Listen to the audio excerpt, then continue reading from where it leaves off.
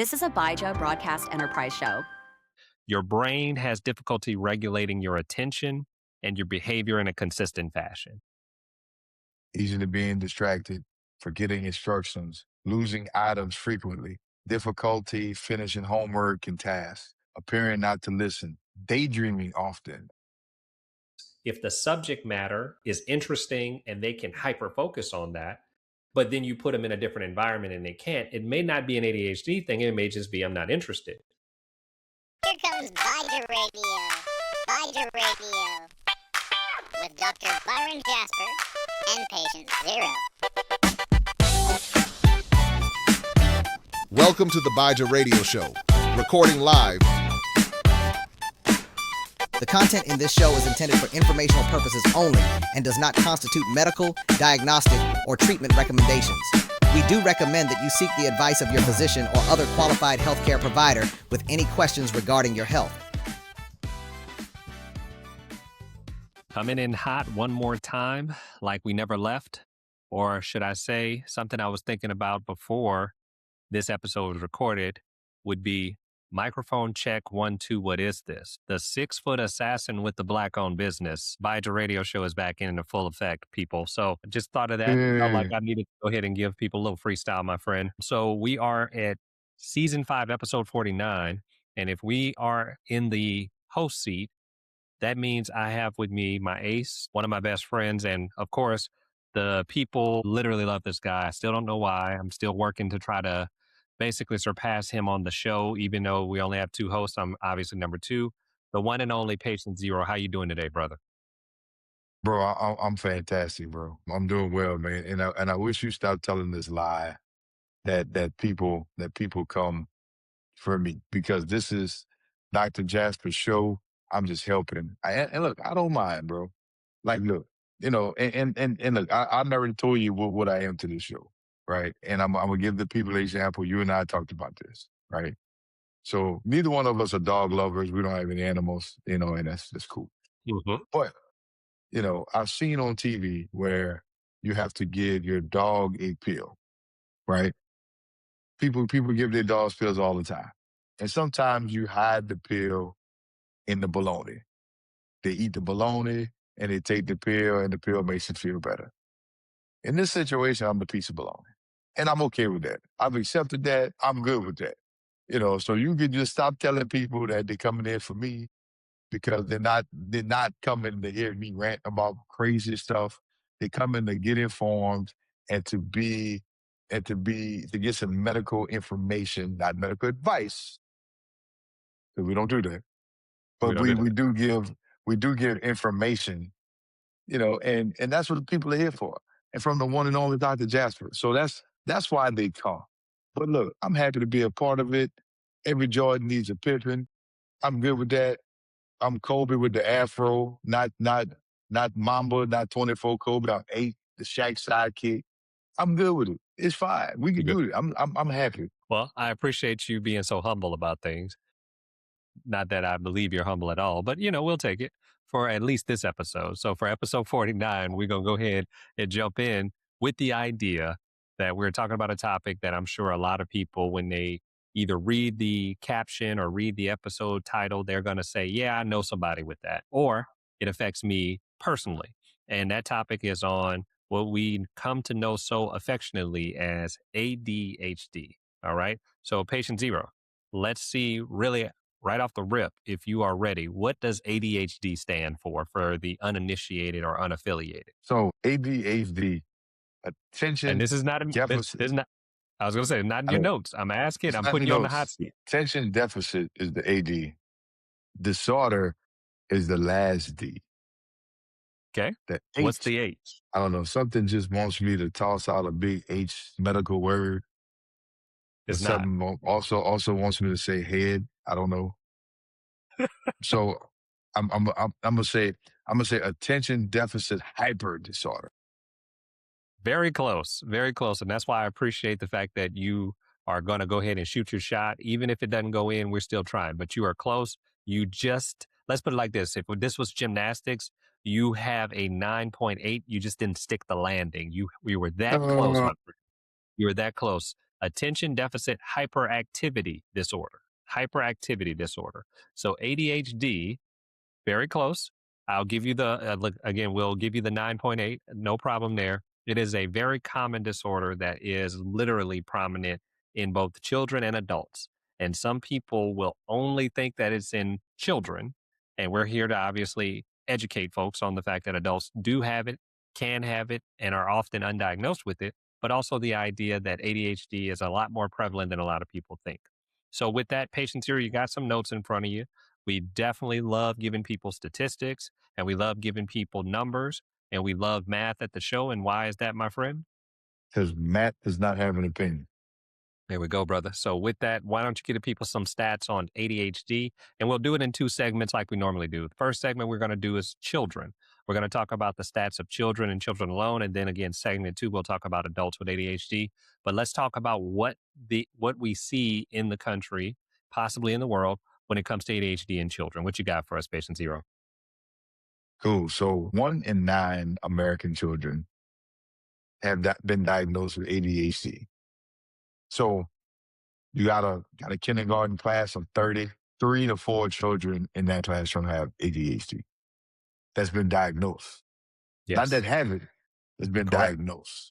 I'm glad you caught that. So we go put that out there because I think you mentioned it earlier, but in my own life experiences, ADHD is something that goes very undiagnosed because I don't know if it falls into that mental health category, but because there's no sniffling, there's no multicolored mucus, there's no bruise, there's no, there's no outward symptoms. Mm-hmm. A lot of people tend to ignore it. So, but, before I start rambling, 1 in 9 children in the U.S. have been diagnosed with ADHD. Apparently, 1.1 million children in the United States between the ages of 3 and 17 have never been diagnosed with ADHD. To my point, I guess I need to read ahead in the notes. But anyway, so, 6.5 million children currently carry an ADHD diagnosis. So I'm just looking at this. There's more children that's been believed to have not been diagnosed with ADHD and haven't than the children that have been diagnosed. That's a lot. So if you have a child, maybe you should kind of listen to this episode and pay attention to the symptoms because there's a lot of children that's being missed, right? Current U.S. rates, 12% of U.S. children have been diagnosed, boys versus girls. Boys are diagnosed nearly 2 times more often than girls, which is somehow shocking to me, being that women normally the ones that take care of themselves more. So I would think little girls are the ones that notice they have a problem, but that's vice versa, I guess. Boys are 15 to 16% of boys in America have been diagnosed. Girls, 8% of girls been diagnosed. In age ranges, obviously, the older you get, the more likely you're going to be diagnosed because there's a longer pattern of symptoms, right, with the ages. So between ages 3 to 5, 2 to 3% of children have been diagnosed. Between the ages of 6 to 11, 11% of children have been diagnosed, and between 12 and 17, 15 to 16% of children have been diagnosed. That's something that to me makes a lot of sense, right? When you look at the race, ethnicity of these children, surprisingly, black and white children have been diagnosed at the same rate. They are amongst the most in the country. They are 12 and 12% respectively. Hispanic children are 10%, and Asian children is a whopping 4%. All right. So we'll stop there. That's loud. You hit a few points that I want to go back to. So 1 in 9 U.S. children have been diagnosed. And that says about 6.5 million children currently carry the diagnosis. And overall, in the span of basically ADHD, about 7.1 million children between the ages of 3 and 17 have been diagnosed, right? So I want to frame that. So 3, only 7.1 million children have ever been diagnosed. So what that says, to frame it, and make sense of it is that there are a bunch of people who probably have had this that have not been diagnosed, as you articulated, my friend, that potentially will go around in that age range and not have that diagnosis. And that's really crazy that you will say, we have millions and millions and tens of millions of children that probably fit the prototypical prototypical description of what ADHD looks like, and they have not been diagnosed, and only 7.1 million people from the ages of 3 to 17 have ever been diagnosed. So that's crazy to me, right? We have so many kids that I'm sure we probably grew up with, we're related to, we see that just exhibit that behavior to a T, yet they don't get diagnosed. They're labeled or often mislabeled with something else. And that mislabeling is what causes them to not get treatment, which also causes them to be potentially considered being bad children or bad kids. And that then causes problems with a lot of stuff down the road as far as getting properly educated, getting proper care, and then, of course, going on to get proper employment, as we'll talk about when it comes to adults. So, Patient Zero, any thoughts on that from a prevalence standpoint? Then we'll talk briefly on your thoughts on boys versus girls and then race and ethnicity. So, what are your thoughts on the overall prevalence and how many people from a children's standpoint are diagnosed versus those that are not? Does that surprise you? No, it doesn't. It doesn't surprise me at all. Because I always expect things that aren't really quote unquote visible or obvious to go undiagnosed. Like as somebody has coronavirus, right? And they have symptoms, that's obvious, right? Or somebody breaks a leg or sprains an ankle, or that's obvious. So you kind of expect those things to go diagnosed, but anything that's silent, because people first instinct isn't to check on things, especially, when it's not obvious. So I'm not surprised by that at all. And then again, not a healthcare professional, but the more tools and gadgets that we have on earth in terms of like iPads and computers and electronic things that you give children at a young age, I would assume the attention is probably getting worse. Everybody's attention span by generation is probably getting worse and worse and worse over the last 2-3 generations anyway. So long story short, none of these things that you said surprise me. Okay. What about age groups? Does that surprise you that as you get older, you're more likely to get diagnosed? And then last but not least, does it surprise you, break down boys versus girls? And then race and ethnicity, does that surprise you? I got a feeling So I know 2 of the 3 answers, but I'm not sure on the third. So what do you think first off about ages? And then we'll go so to, again, boys versus girls. so again, for the same logic I just gave, ages doesn't surprise me because again, it's something that takes a little longer, in my opinion, for some people to figure out. You know what I mean? If it's something silent, you may not notice it right away. So it makes sense to me that children are older for the most part when they get diagnosed. Maybe you get more challenging schoolwork, your grades are slipping, you notice a pattern, there's a couple parent teacher conversations. And then some people don't want to admit that their kids have ADHD, because maybe something's wrong with them. So like, it makes sense in my mind that you get diagnosed later, right? It takes a little bit more time. So I'm not surprised by that at all. I am surprised that boys approximately get diagnosed almost twice as much as girls, because we've read stats, we do stats all the time. And statistically, it's obvious that women take care of themselves at a higher percentage than men when it comes to health, like painfully obvious.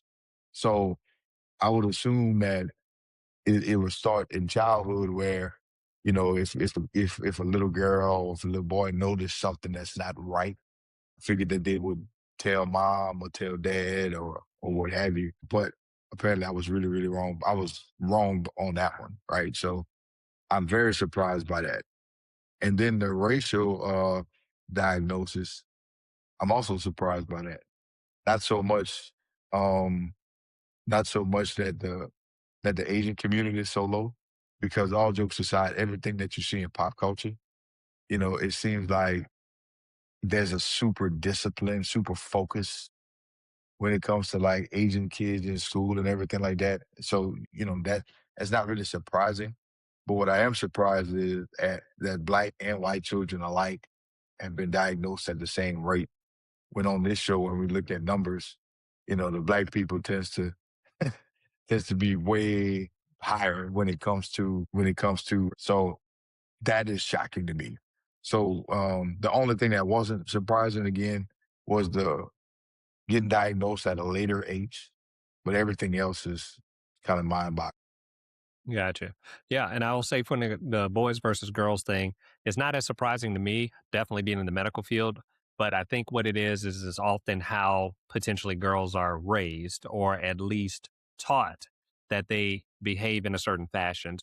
Them being rambunctious or them being outgoing and them being extra loud or things of that nature. It often is looked at as not being girly or not being feminine. And because of that, it's almost to the point where it's basically scolded out of the female population to a point where it gets dismissed as them acting like a boy. So now they're basically forced to get more feminine, if you will. And by being forced to be more feminine, they're now not diagnosed with an ADHD. They're diagnosed as you're being a tomboy, you're being masculine. So that misconception and misdiagnosis and mislabeling is probably why women or girls are not diagnosed as often. It's being taught or thought to be something else rather than, oh, it's just ADHD, because boys, when they act hyperactive, when they have poor attention, something must be wrong. But when a girl has poor attention, she's just not focused. When she's hyperactive, being more of a tomboy. So that's why I think those things happen. And that's why the surprise to me wasn't a surprise. I could see it happen all the time that in a pediatric population, girls get misdiagnosed because to them, it's being more boyish than being girlish. That's something I wanted to point out, but we'll now move on to the next part, which is the part that I think will be very helpful for a lot of people, especially those people who are obviously listening in and saying, okay, I listen in for the ADHD part. Statistics are cool. I'm okay with that, but I need to get to the meat of things. So PatientZero, what we're going to get into now is what is ADHD exactly? We talked about statistics. We talked about potentially what it will be when in terms to break down on boys versus girls, race and ethnicity, and then of course how much it is in the US. But what exactly is ADHD in terms of the actual signs, the actual symptoms, and then of course any clarifications that we need to give to people. Because people often hear the words attention deficit hyperactivity disorder, and they may not really understand what that means. But what are we looking for when it comes to signs and symptoms? And then potentially things that would say, okay, this clarifies and classifies people from an ADHD standpoint. Anything you want to point out, PatientZero? Sure. So, you've already touched on the fact that boys get diagnosed more frequently than girls. It's definitely, one of the most common neurodevelopmental disorders within children, right? Most diagnoses occur between the ages of 6 to 12. It frequently overlaps with anxiety, depression, autism spectrum disorder, learning abilities, and sleep disorder. So it has a lot that kind of goes into it. But I feel like all this attention to ADHD, is it something that we're just really recognizing, or we're starting to over label every attention problem as ADHD? So for Mm-hmm. you as the doctor, as the medical professional, my question to you is, when you make an ADHD diagnosis, what do you need to see? Like, what do you like? Because, again, obviously, it's silent, right? So, but runny nose, cough, fever, you say, oh, you might have a cold, right? That's kind of like something like really, really obvious. Well, for Dr. Jasper, ADHD, like, what do you absolutely need to see? Yeah. So great question. And when I ask you again, what is ADHD? That's me setting you up in a way of saying, well, what do you think it is, right? What tends to happen is people come in with those misconceptions and things of that, Yeah. right? I was Now, looking for it in the notes, and I was like, yep. I don't see it. I don't My see it. Let me apologies. ask the My doc. apologies. Yeah. If I didn't say If I didn't say, what do you think it is? My apologies. I'm doing a few different things here, but Sure, ultimately what sure. I'm asking is, what is ADHD from from a patient standpoint? This is what I tend to think it is, right? But from a clinical standpoint and how to diagnose this, again, we don't want to go into diagnosing too much because we want people to come here and think, oh, well, this is how Sure. I can get diagnosed. We want them to go see their own healthcare professional. But from ADHD standpoint, clinically, it's basically when the brain is not able to regulate behavior and self control and Mm, focus and motivation in the way that a person who doesn't have the diagnosis can do. Okay. Your brain has difficulty regulating your attention and your behavior in a consistent fashion. That's pretty much what it comes down to. So your brain is not wired to think, I need to have self control when I get an impulse. I need to have self control when I should be quiet and be relaxed. I have brain function that tells me you're fine, sit still, don't do anything.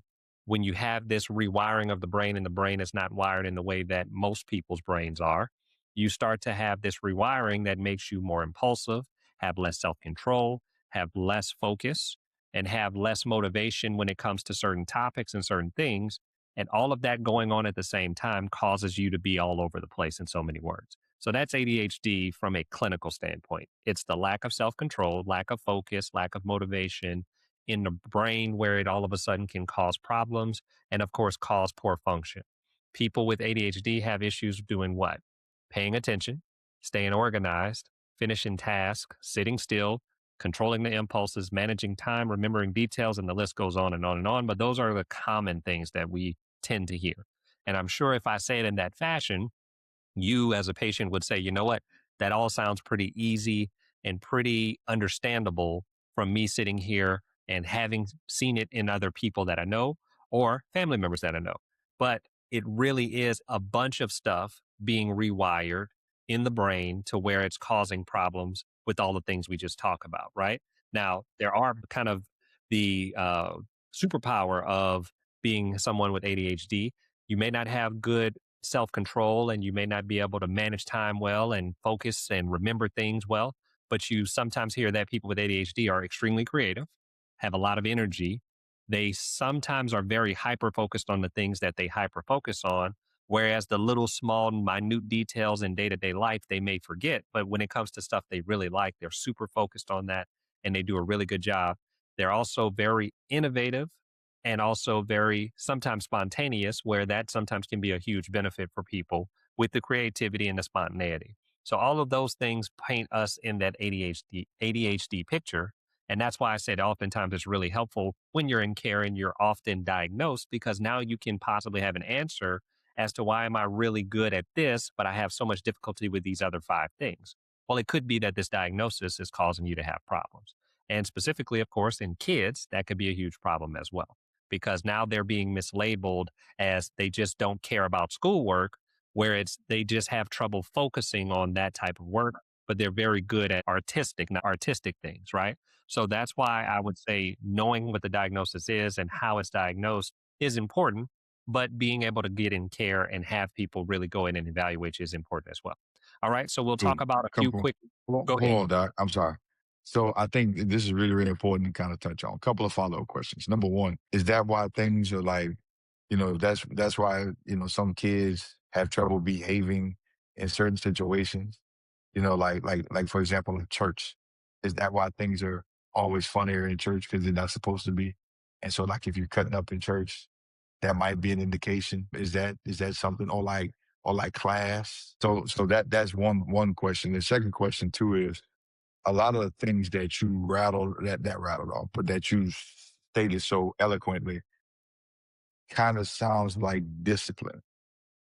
Can we, I think for our listeners, we need to really, really touch on the trouble with or the difference in maybe having ADHD or someone being undisciplined. And because I feel like the result can look the same. Yeah.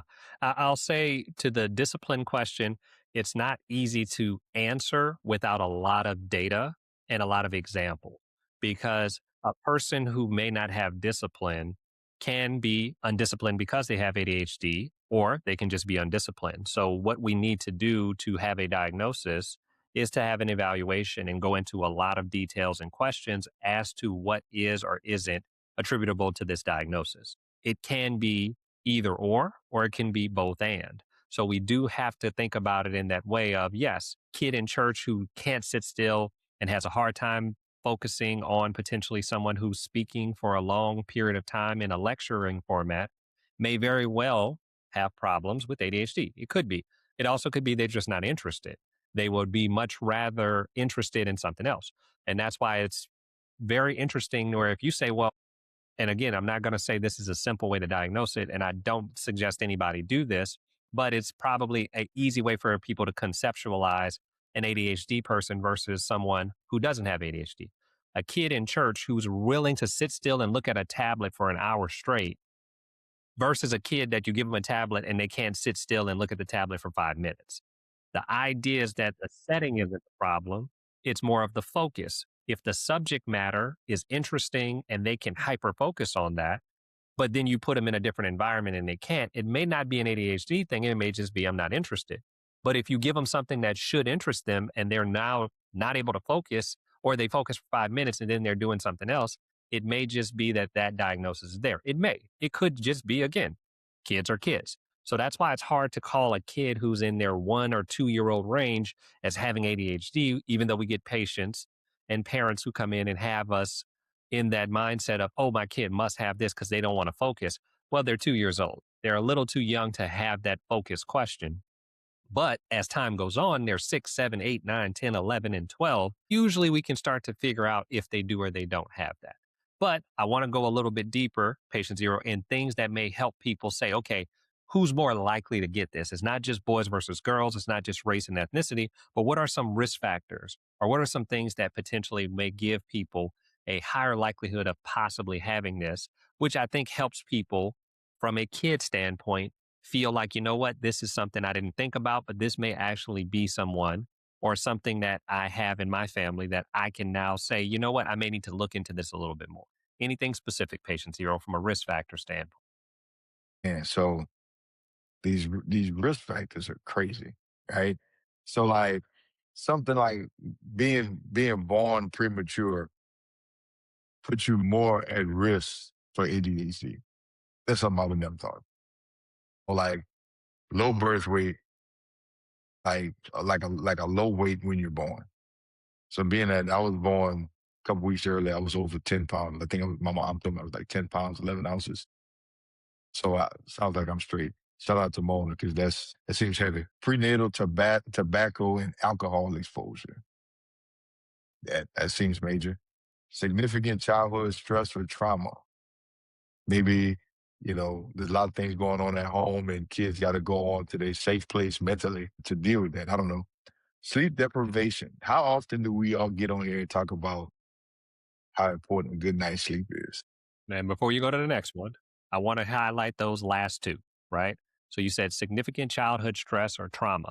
We're not saying that you having a disciplined household or a kid being in school and having certain stressors at school is going to cause them to potentially have this. No, but if it's extremely significant stress, extremely significant trauma, then we need to consider getting these people evaluated and diagnosed because we don't want them walking around and having undiagnosed ADHD, which then turns into a bunch of other stuff, right?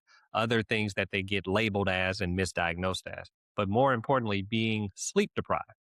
Having the idea where kids don't have bedtimes, or if they do have bedtimes, they're arbitrary. You can enforce them on one day, but you don't enforce them on another day. They can go to bed whenever they want. It can make it to where they're more likely to end up with a diagnosis like this because the brain in its formative years, where it's still learning, growing, and being basically built, can get rewired and all of a sudden cause problems with diagnosis like this. So things that they can't control, like the kid can't control having a premature birth or having a low birth weight. That's more the parents. They can't control being exposed to alcohol and tobacco. Your hope is the parents won't do that, but if they do, then so be it. But once the kids are here, you can potentially help them not have as much trauma or stress and make sure they get adequate sleep.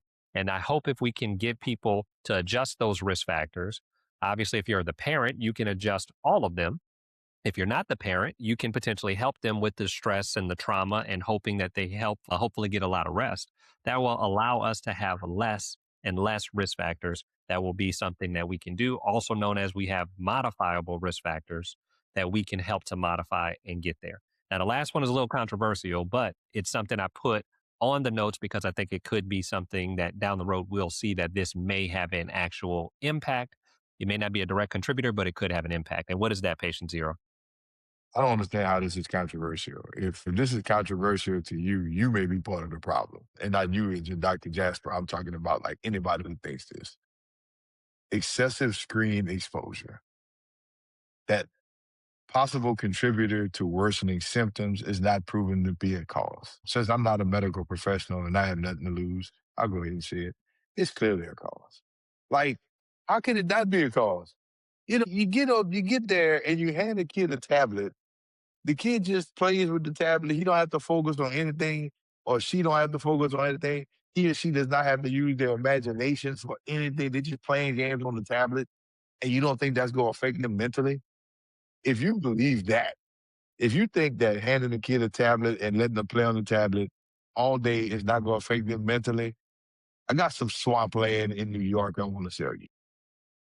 Yeah. And I'll send you pictures because that's ridiculous. It's just ridiculous that you don't think that that's going to affect him at all. Now, look, I'm not saying don't hand your kid a tablet, but at the same time, don't just let them roll with the tablet all day. They need to go play outside and do something else, be kids. But yeah, if anybody who thinks that this is a controversial issue, I don't know. This is something ain't right with you. And I'm going to leave it at that. Yeah. Well, I appreciate the input. And again, what we will, at least from my standpoint, I'll say is it's something that we are obviously going to have to wait and see. It's unfortunate that we don't have a true answer, but we don't want to automatically assume that just because someone has that must be the actual reason that they end up with a diagnosis. A lot of times that happens, and people oftentimes will think that that can cause an actual problem when it comes to find out that it wasn't the cause. It may have contributed, right? But it didn't cause it. That's two different things. So that's why I said it's tricky, but it could be something that ends up being a risk factor. Now, these are the ones that great medical answer. Yeah, well, I mean, it's true, right? And it's not something that a lot of people may want to wrap their head around because they're like, oh, you just don't want to tell people they have this. No, it's really something serious where you don't want to say, well, just because you did this, it caused all of the problems. It may have contributed to it, but it wasn't the cause. That can happen a lot of other things, right? Just because you didn't get sleep doesn't mean that you have depression because you didn't sleep, but it did possibly contribute. It helped. Right. Right.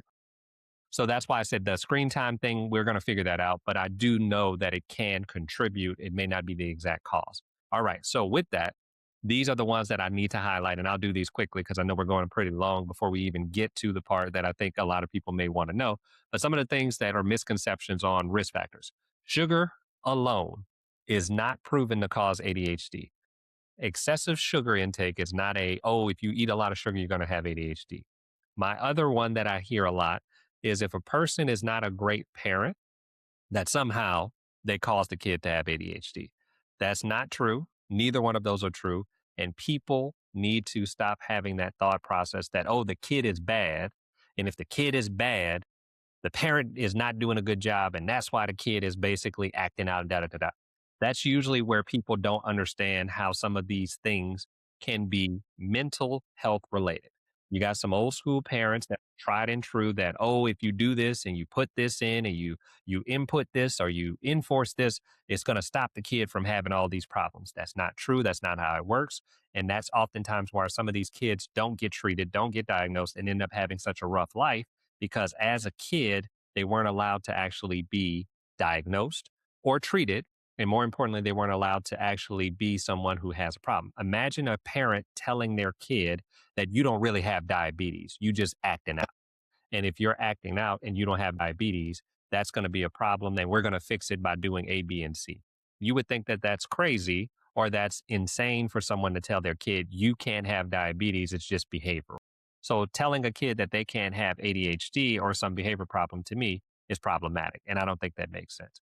The main thing about parents being bad parents, causing ADHD. I think that's a huge misconception that a lot of people shouldn't ever give any thought to, because what that turns into is people often like to label that kids having bad behavior somehow can cause children to, for lack of a better term, get this diagnosis. And if you just add or give discipline or enforce things in a very specific way, it's going to somehow magically cure this problem. That's not how it works.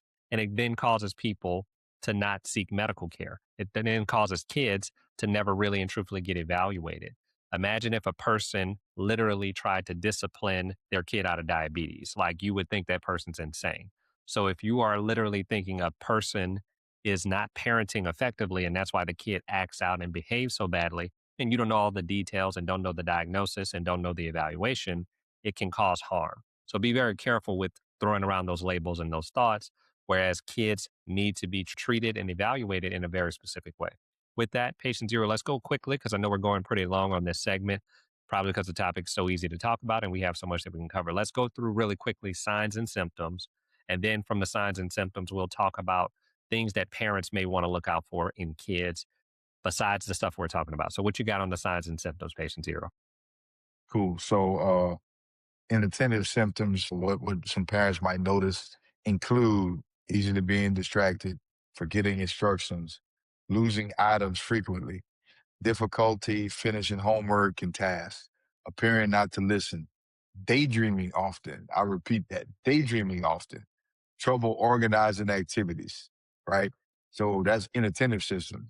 Hyperactive symptoms are constant movement, fidgeting, difficulty sitting still, excessive talking. That sounds like PatientZero as a child.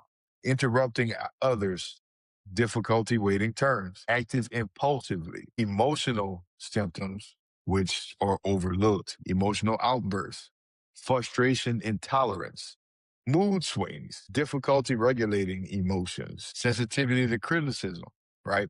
And some things for parents to look out for in school, signs that, like when you say a child is bright but inconsistent, when a child shows like flashes of brilliance but doesn't always have good grades, that's something that you might need to look out for. Trouble with structure, I would say that's a big problem. Poor task completion, random behavioral issues, and difficulty transitioning between tasks. So I know I kind of went through those quickly, but those are just a few symptoms that you can look out for where you might say, hey, I need to take my kid to the doctor. Yeah. And I'll jump on one specific section that you hit on, PatientZero, the emotional symptoms, right? So again, you said, well, I'm surprised that boys get diagnosed more than girls. What do you think happens if a boy is having a lot more emotional outbursts, mood swings, difficulty regulating their emotions, and sensitivity to criticism? You would think that's strange, and they probably need to have an evaluation, because it just doesn't make sense why the boy is crying all the time.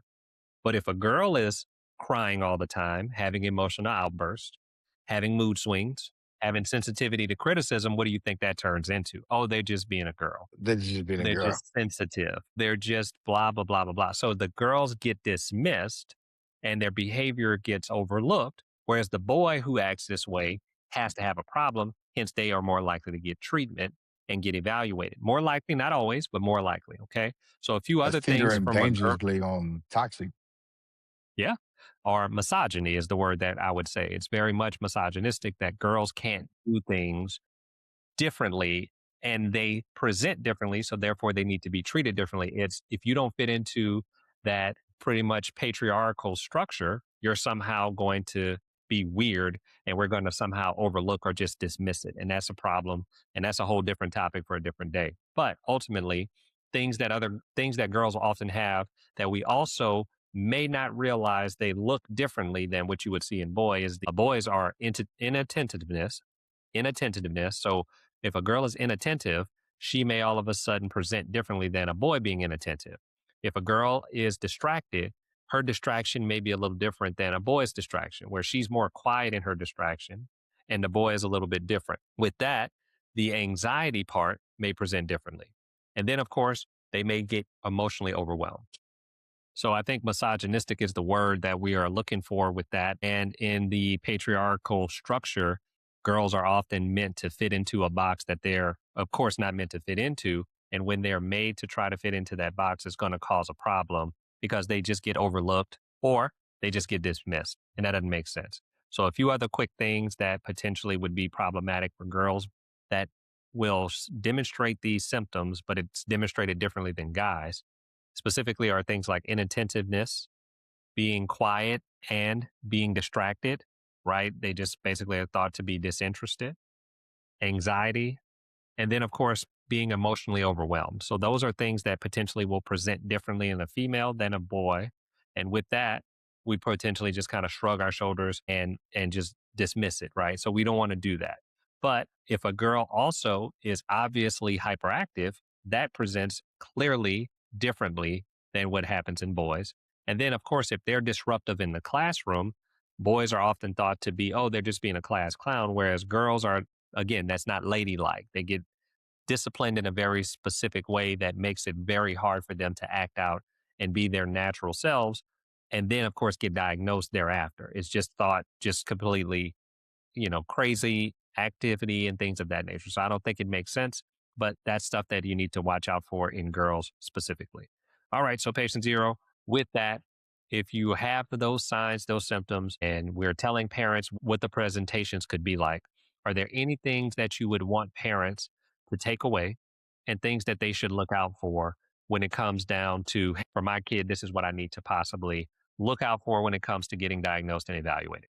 I would say, um, I would want parents to obviously look at these symptoms and really, really pay attention to them.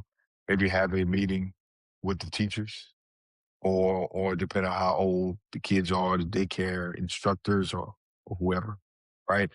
And have a conversation, and I think, that's something that, when I was in school, way back when I didn't see a lot of parent teacher conferences. I think, parents should really get involved and really meet with teachers and have the conversation, not just, well, how are they doing in school, but this is what I'm seeing at home. Or you seeing the same thing.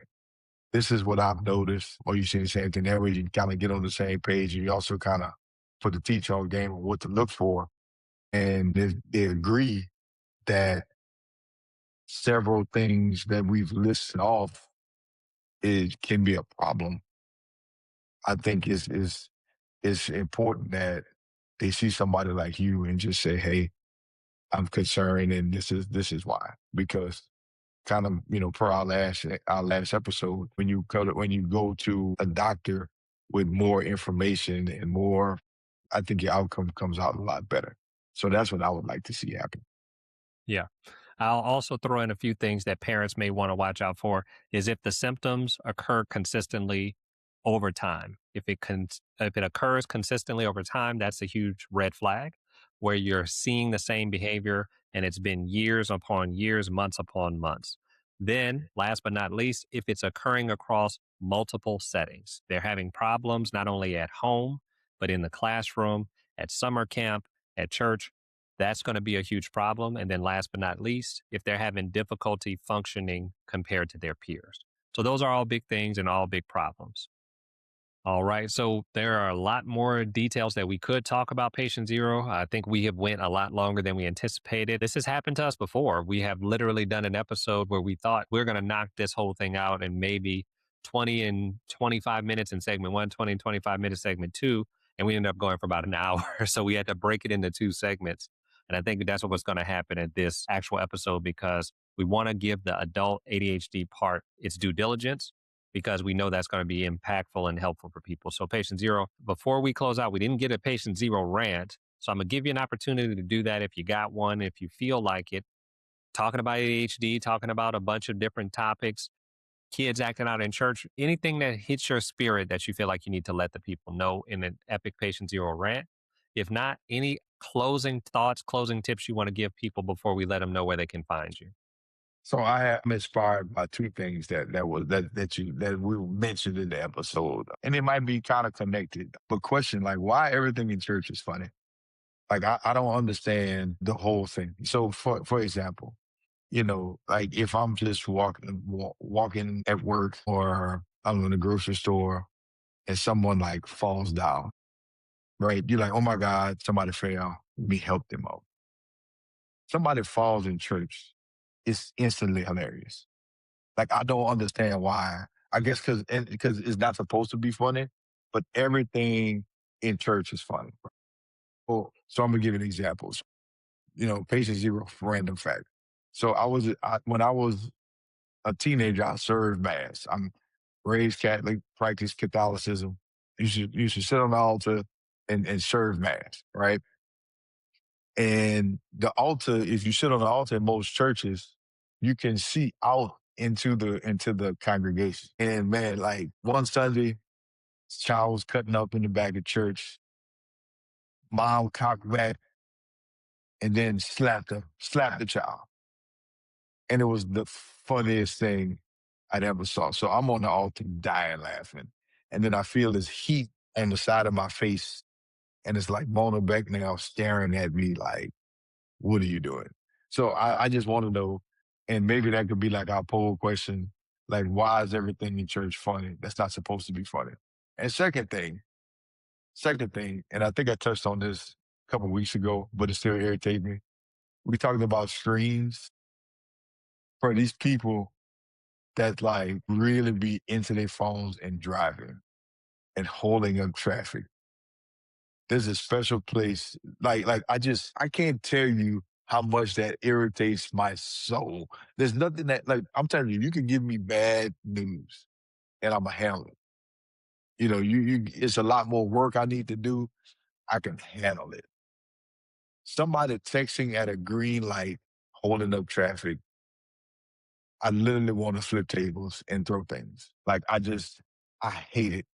So if you're listening, be quick if you got to send that message at the red light and stop holding up everybody else, because people got places to go and things to do. That's all I'm saying.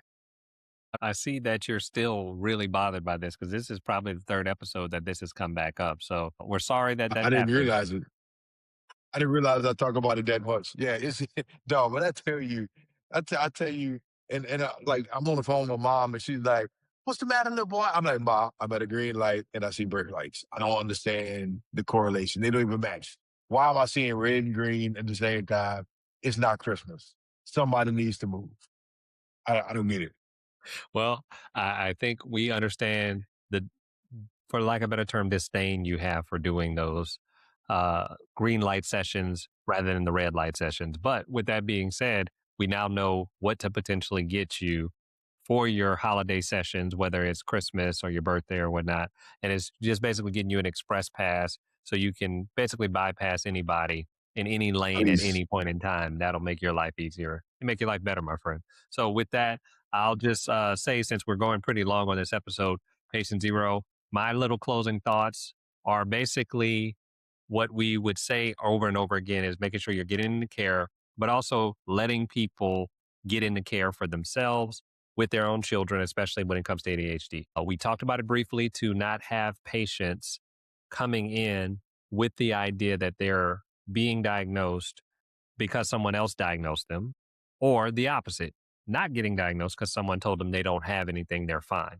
I think ultimately we have to do our due diligence and do a good job of promoting people getting in and getting evaluated so they can have their own evaluations, their own diagnosis, and not having someone do a diagnosis and they're not medically trained, or stopping you from going in and getting diagnosed when they're not medically trained. So if your kids exhibit the symptoms that we talked about, exhibit the signs, or you have just a suspicion that there's a problem with that, get them into care, get them evaluated, and let us, hopefully in the medical field, help you and help the child get better. Okay, so I think with that, PatientZero, we're going to close out. Where can the people find you outside of Byja Radio, my friend? Byja Radio is probably the best place to find me. But they can find me on Twitter. I'm not calling it X. At George_Becknell. George P. Becknell II on LinkedIn, Becknell Media on Instagram. All right. And for us, you can find us at the clinic website for Byja Clinic, www.byja.org. For the Charitable Alliance, our nonprofit organization focused on getting more people into the medical field with reasonable, affordable health care. That is the Byja Charitable Alliance. It's www.byjaca.org. On Instagram, LinkedIn, and Facebook, we're at Byja Clinic. And then last but not least, if you have not done so and you've listened this far, thank you so much for your ears and your attention, especially on an episode about ADHD. But we want you to like, subscribe, share, and of course, follow and comment. That helps us out hugely, and we really appreciate you. So we'll see you at the next episode, and thank you once again.